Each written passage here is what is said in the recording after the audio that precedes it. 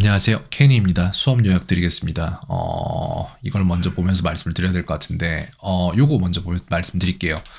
일단, 글쎄, 제가 오늘 뭘 가르쳤는지를 생각을 해봐야 될 시점이에요. 왜 그러냐면은, 아이한테 뭘 가르치겠다는 계획을 잡고 시작한 게 아니잖아요. 오늘 같은 경우에 첫 수업이라서.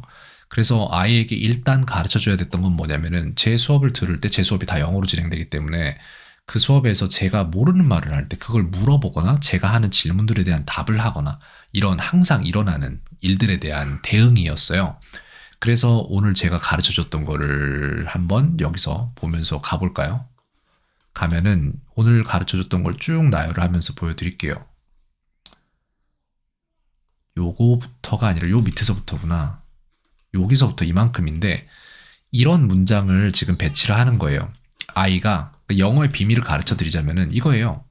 지금 아이의 머릿속을 제가 말씀드리자면은 예를 들어서 A라는 사람, 그 저라는 사람이 Do you hear me now? 라고 내 목소리 들립니까? 라고 물어봤어요. 그러면은 이게 뭔지 이해가 된다고 해도 이거에 대한 대답을 할 수 있는 건 아니에요. 이거에 대한 대답을 하기 위해서는 어떤 일이 뇌에서 일어나냐면은 뇌에는 각각의 정보들이 여기저기 흩어져 있어요. 문장 구조의 정보도 있고 me라는 지금 목적어가 me가 있는데 이걸 you로 바꿔야 되기 때문에 you의 정보도 있을 수 있고 here이라는 동사의 정보도 있을 수 있죠.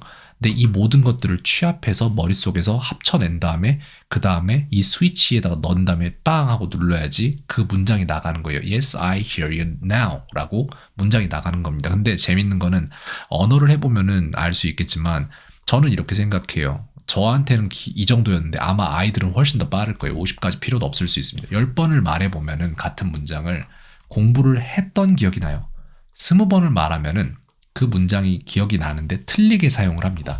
30번을 말하면은 맞게는 쓰는데 아직 서툴러요. 40번 말하면은 그 문장이 나가야 될 상황이 터지면은 반사적으로 튀어나갑니다. 누가 저랑 줌 수업을 하는데 잘 못 알아듣는 것 같아요. 그러면 Do you hear me now? 이게 내가 생각하기도 전에 나와야 할 상황이기 때문에 근육 메모리에 저장돼 있다가 훅 하고 나가는 거예요. 그게 40번입니다. 제 경우에는요. 50번을 말하면은 Do you hear me now? 랑 비슷한 문형들이 다 한꺼번에 뚫려요. 거기에 대한 이해가 터지는 겁니다. 그렇기 때문에 여기서 가장 중요한 건 뭐냐면은 횟수예요. 내가 얼마나 이를 의식적으로 횟수를 몇 번이나 사용했냐에 따라서 이 스위치의 공고함이 낮아지는 것이고 그렇게 됐을 때 더 빨리 쓸 수 있는 겁니다. 그런 거예요. 그래서 이걸 정확히 아이에게 이해시켜주기 위해서 이 그림을 그렸어요. 똑같은 겁니다. 이것 또한. 아이가 처음에 태어나자부터 이런 복잡한 것만들을 다 쳐낼 수 있는 건 아니었을 거예요. 이건 뭐냐? 그러면은 악보라는 그림 정보와 그리고 그 건반의 위치 정보를 두 개를 조합을 해서 스위치를 누를 때 그럴 때 이게 된단 말이에요. 그러면은 아이는 이거를 이게 당연해서 이제는 그냥 보면은 바로 쳐낼 수 있을 때까지 도대체 얼마나 눌렀을까요? 저는 모르죠. 하지만 아이는 알겠죠. 그리고 이거 저는 대신 이걸 알죠. 몇 번을 말하면은 아이가 피아노 치듯이 말을 해낼 수 있는지. 네, 이렇게 아이한테 설명을 해줬고요. 그 다음에 다른 것들은 그냥 단어들에 대한 설명들을 조금씩 해준 게 있고요. 그 다음에 중요한 건 이거죠. 문장을 얼마나 길게 뽑든지 간에 상관이 없어요. 영어에서는 누가, 뭐해, 뭐를 이라는 기본 문장이 나온 다음에 그 다음엔 플러스 알파예요. 그래서 이 플러스 알파의 경우에는 이것들은 위치가 바뀌어도 상관이 없다는 얘기예요. 나는 지난 4년간은 아니고 4년간이라고 하겠습니다. 나는 4년간 엄마와 함께 집에서 로봇 하나를 만들어 왔다라는 문장이 있으면은 나는 요게 굉장히 많은 것들인데 여기에서 우리가 추출해야 될 것은 주어. 우리는 색깔을 먹입니다. 명사는 파란색으로 그다음 동사. 만들어 왔다가 아니라 만들었다로 바꿀게요. 그래서 만들었다라는 동사 빨간색. 그 다음에 뭐를에 해당하는 로봇 하나를 저희는 다시 파란색으로 만들 거예요. 이렇게 해서 주어, 동사, 목적어 I made a robot 이것만 딱 나오고 나서 그 다음에 뭐가 어떻게 들어가든 상관이 별로 없어요. 영어에서는 별로 솔직히 그렇기 때문에 이 부분만 알면은 불확실성이 완전히 사라지는 거거든요. 거의 한 90% 정도 사라진다고 보면 돼요. 이때부터 영작이 쉬워져요. 그래서 오늘 굉장히 중요한 것들에 대한 틀을 한번 말을 해줬고 그 부분을 저희가 계속해서 해나갈 거예요. 함께. 문제들은 이런 식으로 만들었습니다. 저 스위치를 만드는 과정을 생성을 해냈어요. Do you understand? 예를 들어서 Do you understand? 이라는 질문을 들으면 Do you understand? 에 해당하는 음성 정보만 지금 갖고 나서 거기에 대한 답변을 한글 정보를 가진 상태에서 이걸 영어로 바꿔내는 즉 스위치를 만드는 훈련을 합니다.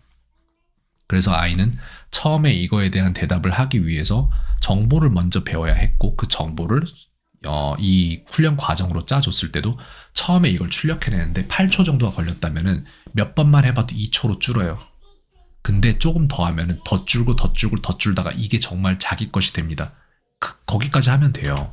그러면 되는데 사람들이 그렇게 안 하는 거예요. 그냥 Yes, I understand. Yes, I understand. 그래서 여기에서 우리가 배우고자 하는 거는 질문에 대한 정형화된 대답을 얼마나 잘 해낼 수 있는가의 싸움을 해나가는 부분이기도 합니다. 그렇게 만들어주고 있어요. 자, 그래서 그런 문제들 몇 개냐고요? 쭉쭉 다 만들어주고 있죠, 지금. 그래서 아이가 모르는 모든 부분을 합숙 결손이 날 수 없는 방향으로 전부 다 갈아주고 있어요. 아이는 이를 소화해낼 것이고 빠르게 성장해 나갈 것입니다.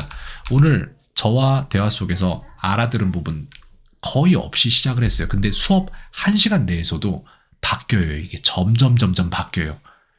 이게 아니 내가 더 이상 말할 필요가 없어요. 그냥 하면 돼요. 아이 어떻게 변하는지 보실 거예요. 예, 그렇습니다. 이렇게 하면 1년 안에 안 된다고요. 이렇게 하는데 왜 안 돼요? 영어 배우는데 1년도 많아요. 제가 볼 때 6개월도 안 걸릴 것 같아요. 솔직한 얘기로 지금. 네.